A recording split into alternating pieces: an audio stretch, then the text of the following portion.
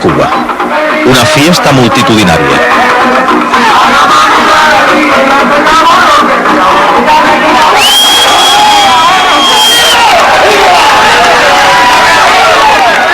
Pero una fiesta con sentido político. Música afrocubana con consignas y banderas. No es solamente un carnaval, es una fiesta para conmemorar el asalto al cuartel Moncada. Así comenzó la historia de la Revolución Cubana.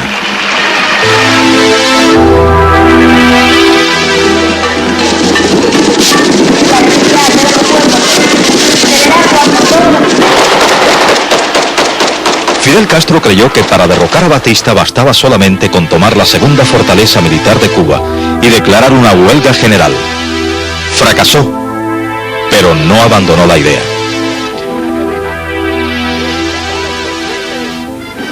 Seis años y medio más tarde lograba su objetivo.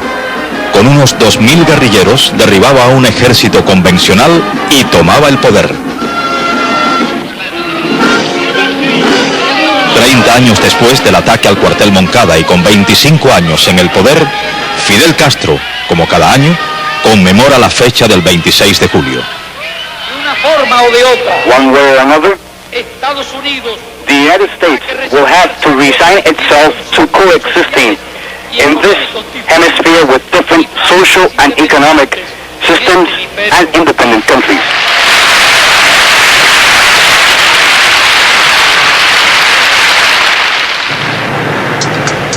La Habana, capital del primer estado socialista de América, a solo 90 millas de Estados Unidos.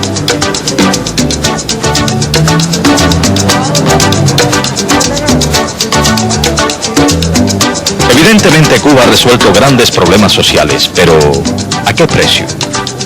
Todavía hoy no ha podido eliminar la cartilla de racionamiento, pero ha eliminado el analfabetismo.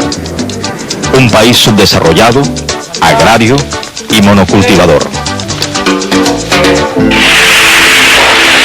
Pero con un poderío militar extraordinario si se toman en cuenta los demás países latinoamericanos.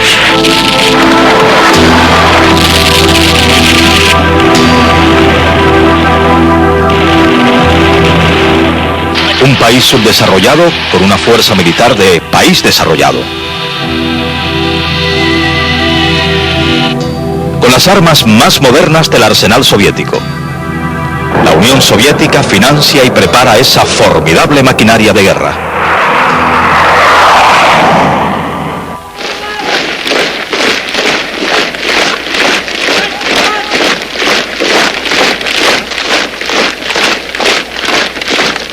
Las Fuerzas Armadas de Cuba han crecido enormemente en estos últimos 20 años y siguen creciendo.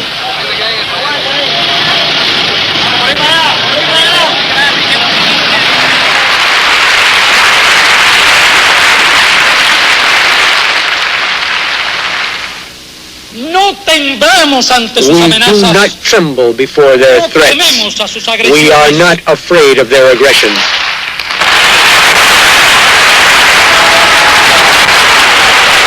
The history of inequalities, discrimination, blockades, and threats of imperialism.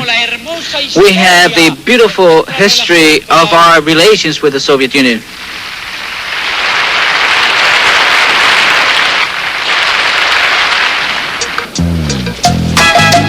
Para comprender la historia de las relaciones cubano-soviéticas y de la Cuba actual, tendremos que remontarnos a los años 30, cuando en Cuba gobernaba el presidente Gerardo Machado.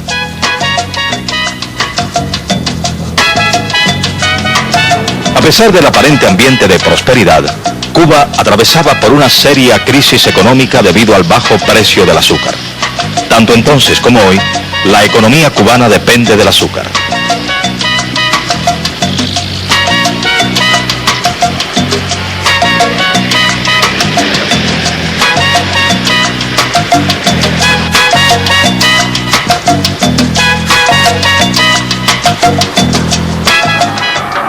Machado cayó el 12 de agosto de 1933. El pueblo, ansioso de venganza, se tiró a la calle y tomó la justicia en sus propias manos. El dictador cayó finalmente debido a una huelga general. A pesar de los rumores y de la participación directa del embajador norteamericano Sumner Welles en el derrocamiento de la dictadura, los Estados Unidos no llegaron a intervenir. En su lugar, Wells impuso como nuevo presidente a Céspedes, un sucesor neutral que nadie apoyó. Un mes después, y para sorpresa del propio embajador Wells, Céspedes fue depuesto por una nueva revolución inspirada por los estudiantes de la universidad y un grupo de sargentos. El doctor Grau, un profesor de medicina, fue puesto al frente de la Junta de Gobierno, pero al frente de la revolución de los sargentos estaba un desconocido, Fulgencio Batista. Rápidamente Batista demostró ser el hombre que dominaba la situación. El 2 de octubre atacó el Hotel Nacional donde se habían refugiado los militares que desaprobaban la revolución y pedían la reinstauración del gabinete del presidente Céspedes.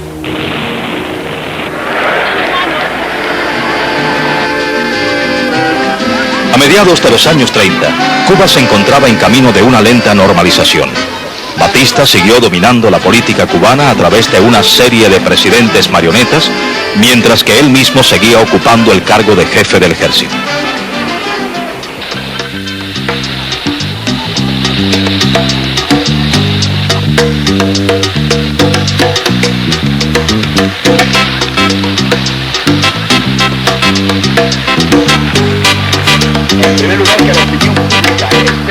En 1940, Batista es elegido presidente en las primeras elecciones honestas que habían tenido lugar en la isla desde 1912.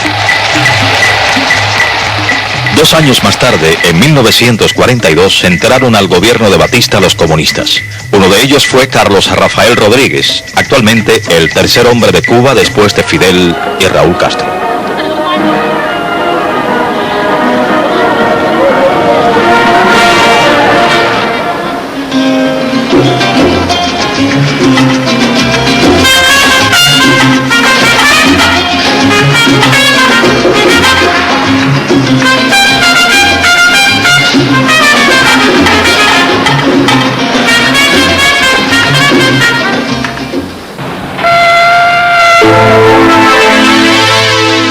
La línea divisoria entre policía y gangsterismo era muy confusa en esa época en Cuba. Los gángsters de una banda eran, en una época, miembros de la policía y en otra, gángsters sin uniforme. Eran frecuentes los tiroteos y asesinatos entre ellos. Aunque Cuba vivía en lo político un clima democrático, había una gran corrupción a todos los niveles. En la época del presidente Grau tuvo lugar el más siniestro y escandaloso de estos encuentros entre policías y gángsters, la matanza de Orfila. Cuando llega el año 1948, Perio Socarrás, el candidato de Grau, es decir, de los auténticos, gana las elecciones, pero no logra cumplir su mandato. En la madrugada del 10 de marzo de 1952, Fulgencio Batista da su golpe militar.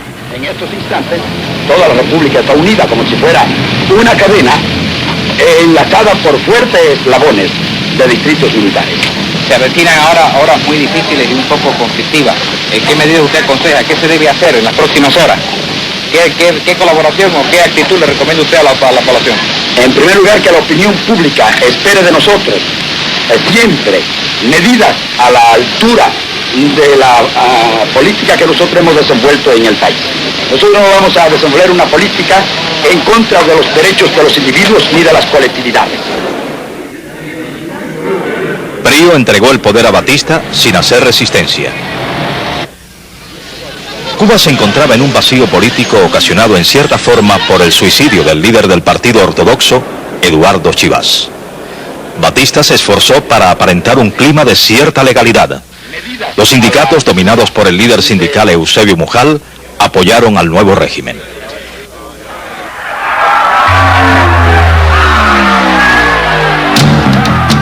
Pero en la Universidad de La Habana, los estudiantes fueron los primeros en protestar.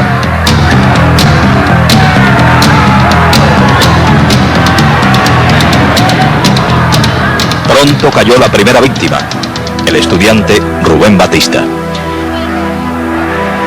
Las primeras protestas fueron brutalmente silenciadas. Las salas de la audiencia de La Habana fueron llenándose igual que las cárceles, a donde fueron a parar muchos de los que habían hecho oposición al golpe de Estado. Pero no hubo mucha resistencia. Posiblemente el pueblo de Cuba había aprendido a no tomarse muy en serio los cambios políticos que solamente servían para enriquecer a unos pocos.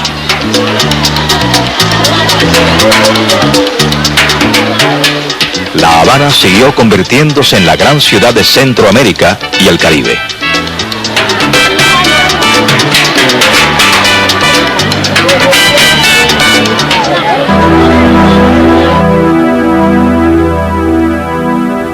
Un año después del golpe, se produce el asalto al cuartel Moncada en Santiago.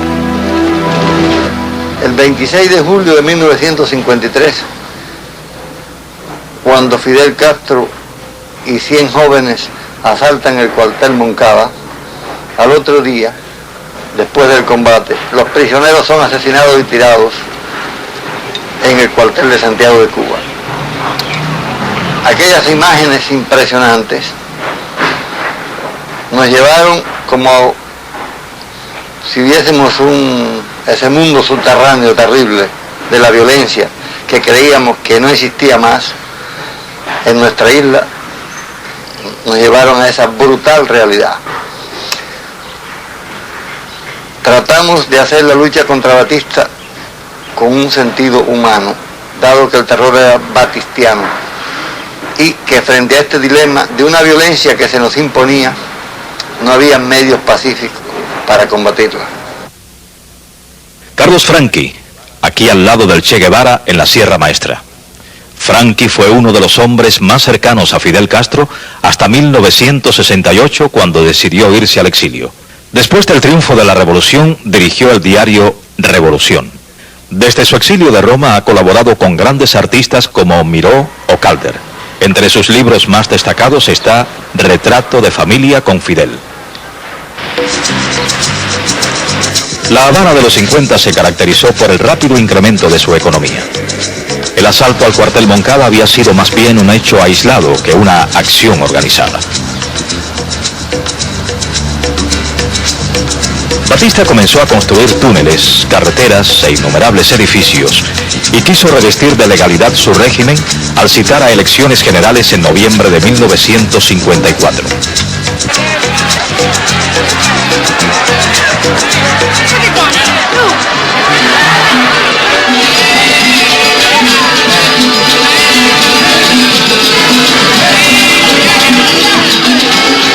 Batista ganó las elecciones sin oposición.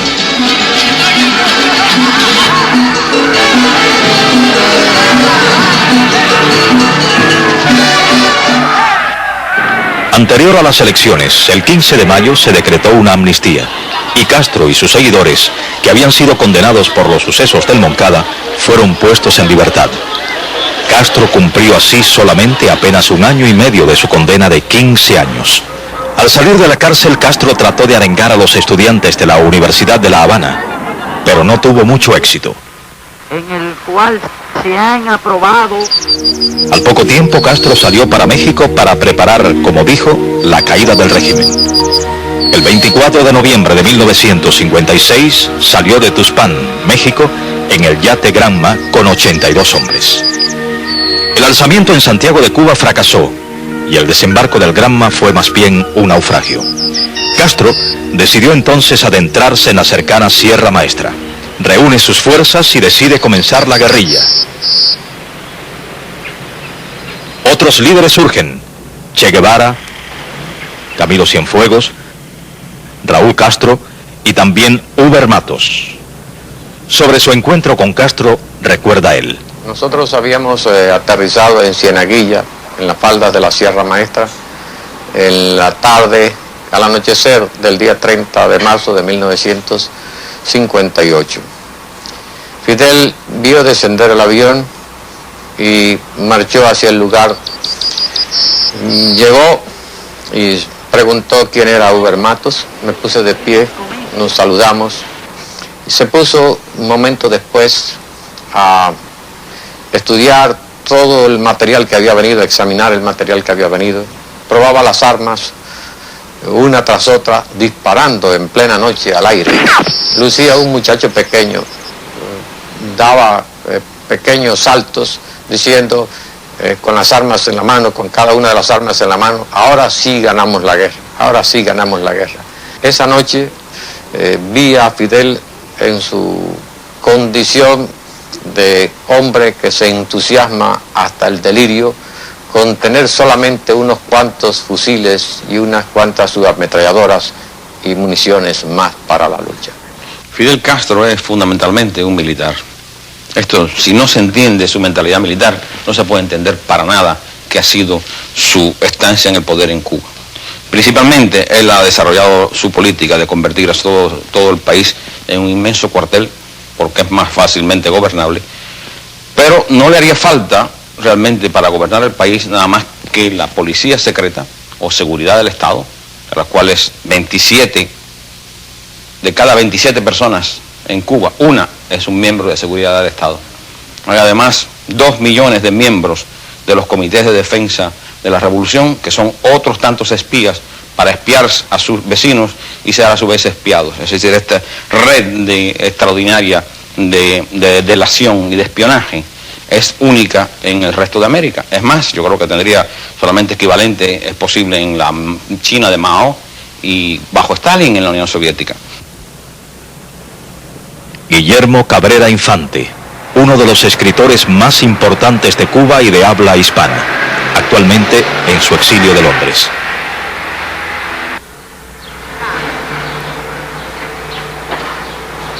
Cabrera Infante ha sido traducido a las más importantes lenguas. Y entre sus últimos libros se destaca La Habana para un infante difunto. En Cuba fue director del semanario cultural Lunes de Revolución, suplemento del diario Revolución.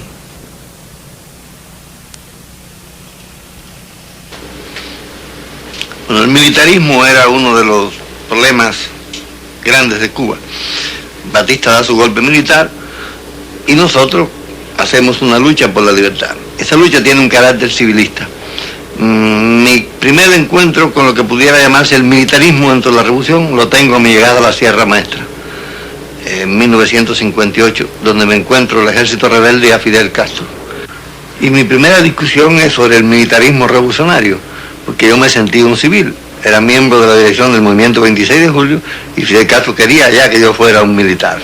Esto es el primer síntoma militar y en realidad a la toma del poder la revolución cubana es militar porque es el ejército rebelde quien triunfa y no el movimiento civil.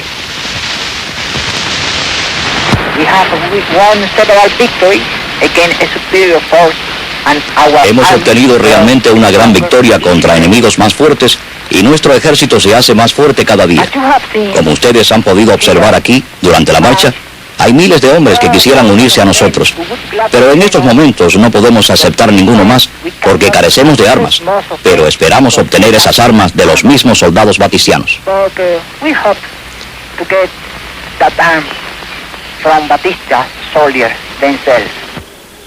En los inicios de la guerrilla en la Sierra Maestra, Castro introdujo la pena de muerte, principalmente contra los colaboradores de Batista. Las ejecuciones en Cuba han continuado desde entonces.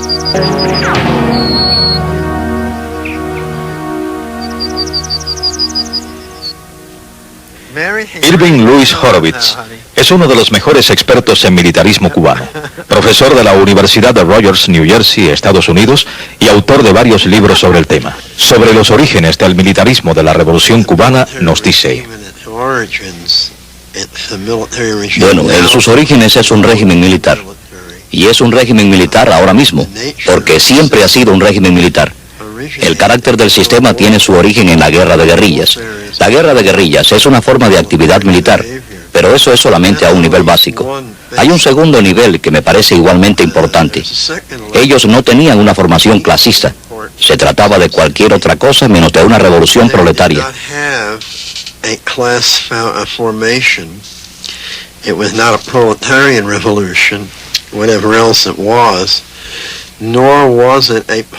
Tampoco fue una revolución de partido, ni a nivel de partido, que era un partido comunista de viejo tipo y que estaba opuesto al movimiento de Fidel en muchos aspectos, ni a nivel de las masas. No había un nivel de real apoyo de masas. Había menos descontento, pero mayormente Cuba había adelantado mucho hacia posiciones conservadoras más bien que radicales.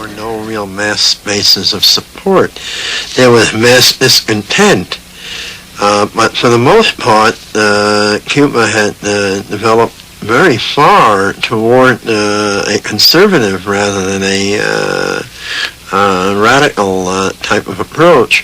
So without a mass base, De manera que sin una base de masas ni una base de partido, el apoyo militar, la solución militar se convirtió en una necesidad. Realmente no tenía muchas más opciones que el militarismo, si se mira desde ese punto de vista.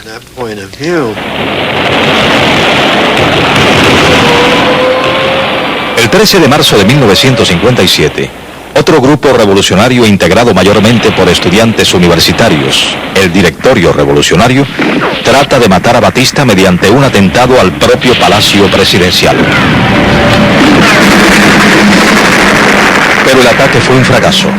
No lograron entrar, ya que, al parecer, los soldados de Batista estaban esperando un ataque y además rápidamente llegaron refuerzos que eliminaron toda resistencia en poco tiempo.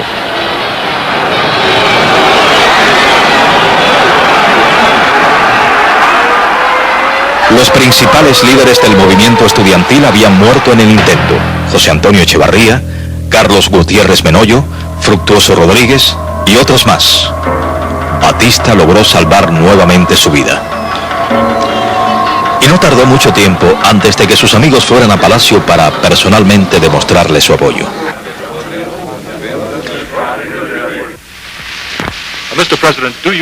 ¿Tiene usted pruebas de que los comunistas estuvieron involucrados en el asalto a Palacio? Tenemos pruebas de que en el pasado los sectores de donde provino el asalto fueron patrocinados por colaboradores de los comunistas. Señor presidente, ¿qué va a suceder ahora? Espero que no suceda nada. Nada va a suceder, espero. Batista no tenía razón. Primero, no era cierto que el directorio tuviera contactos con los comunistas, todo lo contrario. La organización estudiantil era explícitamente anticomunista. Sus líderes venían de las filas de la Juventud Católica, como el propio Echevarría. Y segundo, Batista también se equivocaba cuando pensaba que nada iba a ocurrir después del asalto a Palacio. En realidad, sus días estaban ya contados. Otro de los líderes revolucionarios de la lucha contra Batista era la doctora Marta Fraide de las Mujeres Martianas, hoy en el exilio. Nosotros vimos lo necesario que era la unidad de todos esos diferentes elementos, ¿no es verdad? Políticos, cívicos, religiosos, para agruparse y tener un objetivo común, que era derribar la dictadura e instaurar en Cuba un proceso revolucionario en el cual se suponía que iba a tener una base democrática y unitaria, porque si en la lucha habíamos estado codo con codo, unidos, ¿cómo no lo íbamos a estar en el proceso del triunfo de la revolución? Los únicos que no participaron activamente contra Batista fueron los comunistas. El pueblo cubano siempre ha sido un pueblo profundamente creyente. Había sido la Iglesia la que había salvado la vida de Castro y sus seguidores cuando el Moncada. Muchos católicos habían muerto en la lucha o seguían luchando. En la Sierra Maestra había varios curas al lado de Castro que no perdía oportunidad para demostrar en aquellos años su devoción cristiana. Sobre eso recuerda Carlos Franqui. El Fidel último, ese de la sierra, que yo recuerdo cómo era un hombre, ahí está en la fotografía, con una cruz al cuello. Yo, que no era católico, estaba sorprendido, con un cura al lado, bautizando a los niños campesinos y diciendo oraciones muchas veces. Era un hombre que estaba contra la idea de la nacionalización, que estaba por las inversiones extranjeras, según sus propias palabras. Y que yo, en un cierto sentido, discutía porque me parecía realmente un conservador. Y le parecía a mucha gente del movimiento y a todo el mundo en Cuba. Era el hijo de un gran latifundista. Había estado desde los 6 hasta los 20 años en un colegio de jesuitas. Y estas eran las ideas que él decía entonces profesar. Desde el año 52 y desde antes del año 52, yo era socialista. Yo era marxista-leninista, esa era mi convicción y mi educación. Yo era comunista, yo no era militante de un partido comunista, porque vi otras posibilidades. En esa época el Partido Comunista estaba muy aislado, había muchos prejuicios en el seno de nuestra sociedad, pero sin embargo había grandes movimientos populares que estaban contra la corrupción, el desgobierno, todo aquello. No tenían todavía una conciencia política revolucionaria, pero eran muy rebeldes, estaban muy inconformes con toda aquella situación de corrupción, desempleo, pobreza, explotación, en las masas campesinas, en las masas obreras, en las capas medias de la población, entre los estudiantes. Lo que no había era una cultura todavía socialista, una cultura anarquista. Yo sí la tenía. Y un grupo del núcleo principal de dirigentes, porque yo mismo fui el predicador de esas ideas en todo ese núcleo. Ya incluso antes del Moncada nosotros nos reuníamos, hacíamos círculos de estudio, nos estudiábamos las obras de Lenin, las obras de Marx, la biografía de Mering. Me recuerdo en aquellos días la biografía de Carlos Marx por Mering, fue uno de los libros que nosotros en círculo de estudio antes del Moncada nos estudiamos. Eso yo creo que valdría que Hitler dijera que él era nietzscheano. Es decir, Castro no tenía idea de quién era Marx en la época en que habla. Era simplemente un gángster habanero que siempre andaba con todo el mundo lo vio y todos los que lo conocimos entonces lo veíamos, andaba con una pistola debajo de la chaqueta y nunca con un libro en la mano. Así que esos famosos estudios marxistas suyos a mí me han sorprendido tanto como debe haberse sorprendido él mismo diciéndolo ante las cámaras españolas. Esto es una cosa corriente en el mundo comunista, que es no solamente reconstruir la historia, reescribir la historia y también recomponer de paso las biografías. Esto lo ha hecho mucha gente en Cuba. Constantemente la gente se está inventando ahí un pasado que nunca existió. Es por supuesto una labor literaria. José Pardo Llada, aquí al lado de Fidel Castro cuando tenía 18 años. Pardo Llada fue uno de los amigos más íntimos de Castro de aquella época. Desde su puesto de embajador de Colombia en Oslo, Noruega, recuerda aquellos años. Cuando a mí me hacen esa pregunta que me la han hecho tantas veces, de que Fidel Castro si es comunista o cuándo se hizo comunista, él a veces dice que de muchacho él conocía el marxismo-leninismo. Yo evoco muchas imágenes de mi trato con Fidel desde la adolescencia. Fidel, como se sabe, cuando en Cuba había un régimen democrático, quiso ser representante a la Cámara por elección popular. Es decir, en aquel momento no tenía en la cabeza hacer una revolución armada. Pero tal vez hay un antecedente que es mucho más interesante y elocuente sobre los verdaderos sentimientos que pudo tener Fidel en su juventud.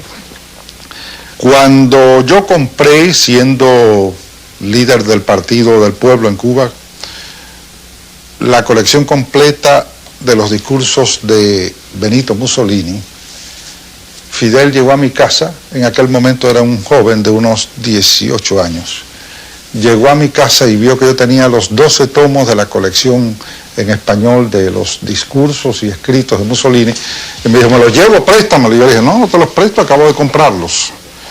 Entonces, lo que hizo Fidel con los $100 que en aquella época le mandaba a su papá, acababa de casarse Fidel Castro, con los $100 que le mandó su papá, lo que hizo fue comprarse con alguna rebaja la misma colección que pagó $90. Con los 10 pesos restantes le compró un enorme queso a su mujer y estuvieron comiendo queso durante 15 días. ¿Quién es realmente Fidel Castro? Estudió de niño en el Colegio de los Jesuitas de Santiago de Cuba y se destacó desde épocas muy tempranas como líder estudiantil, especialmente en la universidad. Es hijo de un inmigrante español y de madre cubana. Una de las personas que conoce mejor su infancia es su propia hermana, Juana Castro.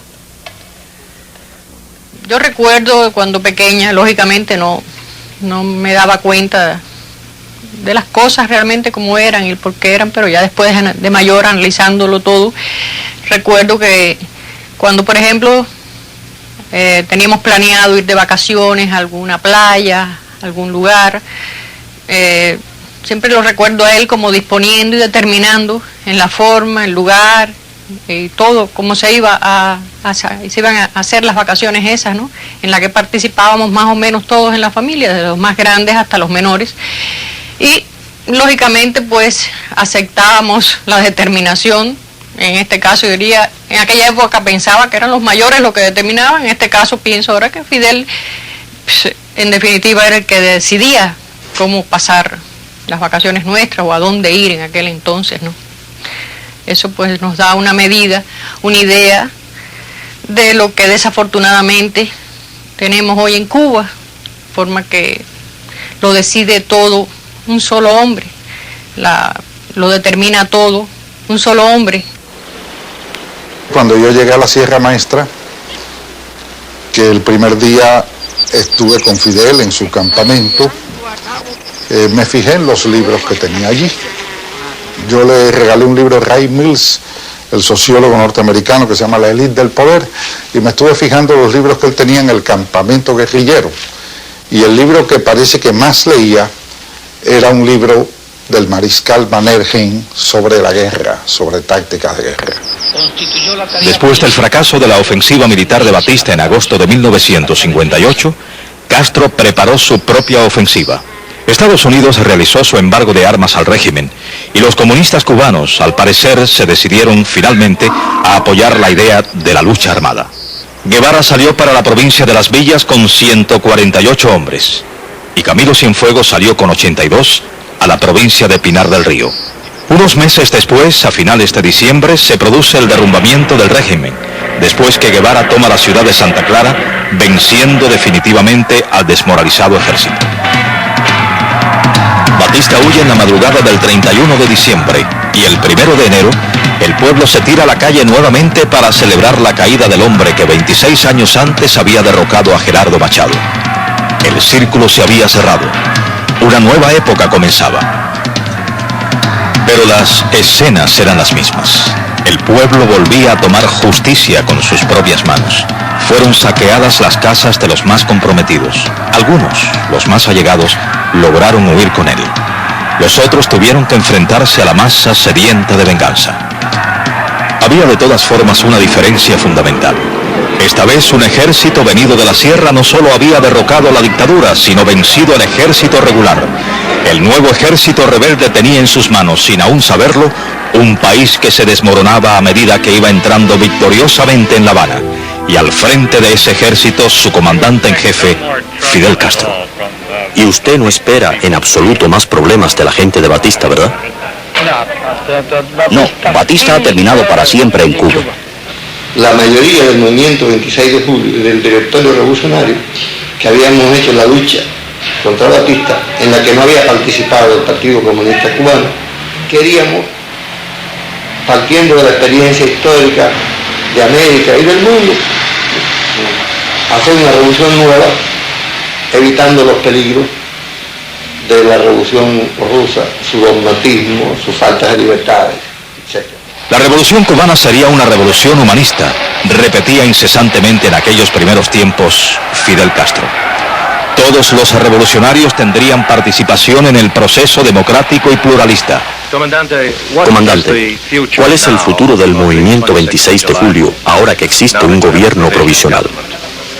Tan pronto como la vida legal y constitucional se haya restablecido en el país, el movimiento 26 de julio se organizará. Será organizado por sus dirigentes como un partido político, porque esa es la única forma.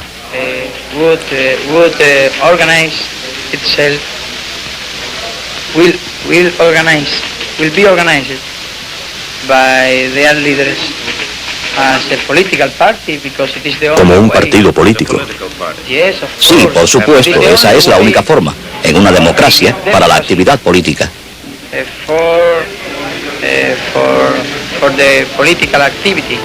Sin embargo, algo inquietante comenzaba a suceder.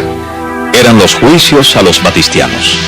El paredón de fusilamiento no había cesado desde los comienzos de la guerra en la Sierra Maestra, y después del triunfo, cientos habían sido ejecutados, sentenciados en juicios que más tenían de circo romano que de proceso legal. El nuevo presidente de Cuba era un juez honesto llamado Manuel Urrutia. Castro comenzaba a decidirlo todo, pero sin tener ningún cargo formal en el nuevo gobierno. Era solamente el máximo líder. Creo que Cuba entrará en un nuevo periodo en que la democracia y la libertad imperarán en Cuba.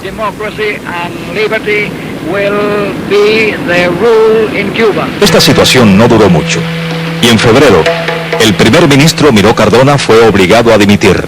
Castro fue nombrado en su lugar primer ministro. ¿Habría un cambio de política con Castro de primer ministro? Era muy temprano para responder esa pregunta. ¿Habrá algún cambio en las relaciones entre Cuba y los Estados Unidos? No, las mejores relaciones. Espero mantener las mejores relaciones con los Estados Unidos. Y acerca de los negocios de norteamericanos aquí, ¿deben temer algo del gobierno revolucionario? No. Es interesante destacar que inmediatamente después el hermano de Castro, Raúl, se hizo cargo de las Fuerzas Armadas.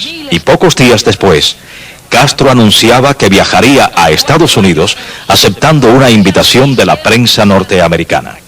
El 15 de abril llegó Castro a los Estados Unidos. Iba formalmente invitado por los editores de los diarios. Norteamérica tendió sus manos para acoger al héroe que en parte había creado con sus ardientes ansias de heroísmo. Una vez más, Castro se refirió a sus ideas políticas. First of all, we are communists. And of course, I have said very clear that we are not communists. Very clear.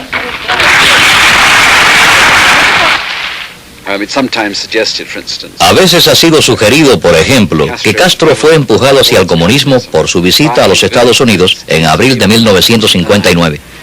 Yo lo dudo.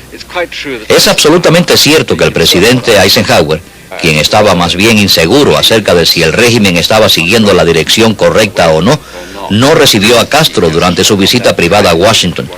Pero Nixon sí lo recibió. Algunas veces se ha sugerido que este aparente descuido de parte del presidente Eisenhower fue la razón por la cual Castro hizo un pronunciado giro a la izquierda. Yo realmente no puedo creer que un demócrata serio, deseoso de restablecer en su país la constitución derogada por un dictador derechista, que quisiera realmente crear una situación en que existiera una oposición reconocida, pudiera ser desviado del rumbo escogido simplemente porque el presidente de los Estados Unidos pidió al vicepresidente que lo recibiera en vez de hacerlo él mismo.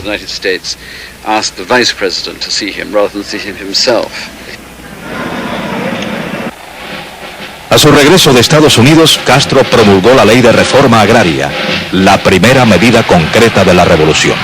Durante la segunda semana de junio, Castro, sorpresivamente, quitó a todos los ministros liberales de su gabinete, en total 6, y los sustituyó con personas más radicales y cercanas a él. Semanas más tarde estrechó sus relaciones con los comunistas, sobre todo con Carlos Rafael Rodríguez. Pero ya empezó toda la táctica y la estrategia de las campañas anticomunistas. Y paralelo a eso, nuestra campaña de prédica en favor de la unidad, de explicación de lo que era la revolución. Empezamos a combatir el anticomunismo porque el anticomunismo es el arma contra la revolución. En Washington, nadie sabía lo que estaba pasando en Cuba. El presidente Urrutia, que había manifestado anteriormente su posición anticomunista, fue obligado a que dimitiera a mediados de julio. En una comparecencia ante la televisión cubana, Castro lo atacó acusándolo de estar al borde de la traición. En fin, que hubiera sido mucho mejor que la figura que nosotros escogimos tan desinteresadamente, entregando la presidencia de la República, hubiera empezado a llevar adelante una política revolucionaria y cuyas vacilaciones, cuya pérdida de tiempo, cuya inercia estaba trayendo como consecuencia una pérdida de la fe en el pueblo, porque este era un pueblo un poco escéptico, porque lo habían engañado muchas veces y lo habían frustrado, se habían frustrado muchos esfuerzos aquí, y esta vez sí tenía confianza, tenía entusiasmo. Anteriormente, el presidente Urrutia había pedido 3 veces su dimisión, pero Castro no se la había aceptado. Ahora no solo la exigía, sino que también había renunciado él, creando una crisis y un desconcierto en el pueblo. La CTC revolucionaria declaró una huelga general el 23 de julio pidiendo la vuelta de Castro al poder. Y durante un verdadero espectáculo multitudinario, Castro aceptó regresar. Algunos revolucionarios comenzaron a dudar del carácter democrático de la revolución. Entonces rápidamente pues nosotros vimos cómo eso empezó a deteriorarse, a desorganizarse, a imponer unitariamente el criterio de un solo partido y a instaurar, ¿no es verdad?, ya casi en los inicios del proceso revolucionario, de la toma del poder, ya una dictadura de un solo partido. Ya eso a mí realmente fue una cosa que me conmovió. Pero como todavía uno tenía todas las ilusiones de la lucha y todo aquello que lo había motivado, en cierta medida nosotros veíamos que muchas de esas cosas se iban logrando, aunque con grandes sacrificios y tal vez con violencia, porque hay que reconocerlo que se logró con violencia muchísimo de los primeros logros de la revolución. Yo, como dije una cosa, tuve todavía un cierto aguante, ¿no?, de soportar aquellas cosas que yo veía que, sin embargo, vulneraban mis principios democráticos y mi propia conciencia. El nuevo presidente de Cuba se llamó Osvaldo Dorticós, exsecretario del líder comunista Juan Marinelo. 23 años después se suicidaría por motivos aún no muy claros. El habeas corpus se había suspendido definitivamente y las cárceles comenzaron a llenarse de nuevos presos políticos. Se intensificaron los juicios y los fusilamientos, provocando protestas internacionales. Pero el prestigio de Castro era mayor y las protestas fueron apagadas por los gritos de vivas. En octubre del 59 se produce la primera crisis real. El comandante Uber Matos, aquí con Castro cuando entraban a La Habana, pide su renuncia como jefe militar de la provincia de Camagüey en protesta por lo que él llamó la infiltración comunista. La respuesta de Castro fue acusarle de sublevación y traición. El pueblo cubano creyó, por las arengas que escuchó en la radio durante la madrugada del 21 de octubre, que en Camagüey se había producido una sublevación. Y en Camagüey ciertamente hubo una sublevación, pero no fue mandada por mí, ni fue llevada a cabo por los hombres que estaban bajo mis órdenes, sino que fue Castro quien ordenó a una compañía de fuerzas tácticas del ejército, que aunque dependía de mi mando, estaba situada independientemente en las afueras de la ciudad, y a las fuerzas de policía de Camagüey, que salieran a la calle en actitud de provocación. Si hubiéramos respondido al reto irresponsable y criminal que nos lanzó Castro, la ciudad de Camagüey se habría visto bañada por un río de sangre, por lo menos unas cuantas vidas se habrían perdido. Pues eso es lo que quería, unos cuantos muertos para decir, esto de Uber Matos fue una verdadera sublevación contra el poder revolucionario, contra el gobierno central, contra las esperanzas del pueblo representadas en la revolución que Castro dirigía. Matos fue sentenciado a 20 años de cárcel en un juicio que no reunió los más elementales procedimientos jurídicos. Días después, un exmiembro de la guerrilla y exjefe de las Fuerzas Aéreas Revolucionarias, Pedro Luis Díaz Lanz, sobrevoló La Habana lanzando propaganda y cayeron también algunas bombas. La Habana supuso que Washington abiertamente comenzaba a ayudar a la contrarrevolución. En noviembre, el Che Guevara se hizo cargo del Banco Nacional, radicalizándose aún más el proceso. A finales de ese mismo mes se celebró el Congreso Católico. El padre Froilán Domínguez, que salió de Cuba hace unos años, nos explica cómo se llevó a cabo ese proceso. La primera de ellas fue la actitud de la revolución al disolver todos los organismos políticos y sociales del país, incluyendo las organizaciones apostólicas de la Iglesia, a lo cual se añadió la intervención de los colegios religiosos y más tarde la expulsión de sacerdotes, todo lo cual quitó a la Iglesia la base social y al mismo tiempo humana sobre la cual la Iglesia se desarrollaba y crecía en Cuba.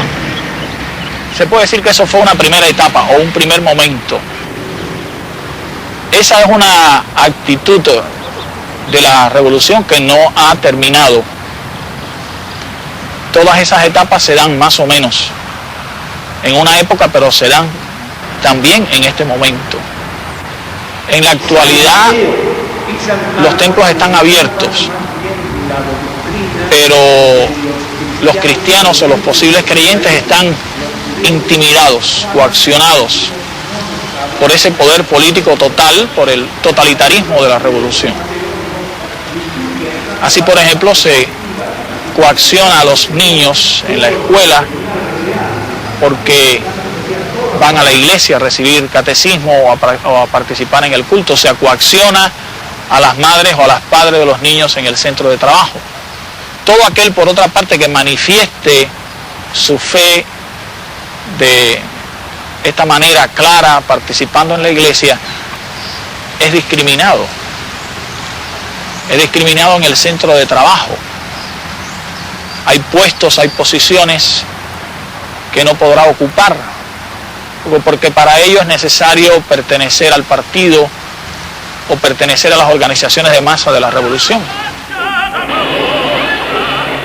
Anastas Mikoyan, miembro del Presidium del Soviet Supremo, llegó a Cuba en febrero de 1960 para inaugurar la primera exposición soviética en Cuba. Mikoyan además firmó el primer convenio económico. La URSS comenzaría a suministrar petróleo a Cuba.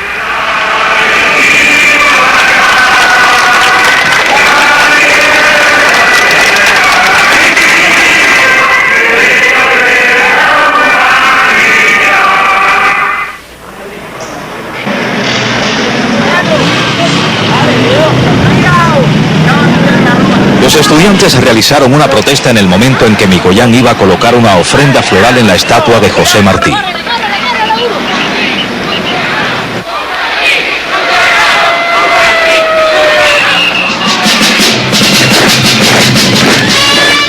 En febrero también se comenzó a organizar las milicias. El 3 de marzo el buque belga La Coubre, que estaba descargando armas en el puerto de La Habana, voló por los aires. Castro acusó a Estados Unidos de realizar el sabotaje, aunque admitió que no tenía pruebas. A partir de entonces, los ataques contra Estados Unidos fueron mucho más intensos y corrientes en Cuba. Unos días después, Guevara se refirió a la cuota de azúcar norteamericana, calificándola de esclavitud económica. La libertad de expresión había sufrido duros golpes en los primeros meses de 1960. Casi todos los diarios críticos a la revolución fueron confiscados. Paralelamente, los estanquillos se llenaron de revistas soviéticas y de los países comunistas. A finales de marzo cayó la mayor cadena de televisión, la CNQ. Unas semanas antes, la CIA comenzaba el entrenamiento de exiliados cubanos después de 15 meses de vacilaciones de la administración de Eisenhower.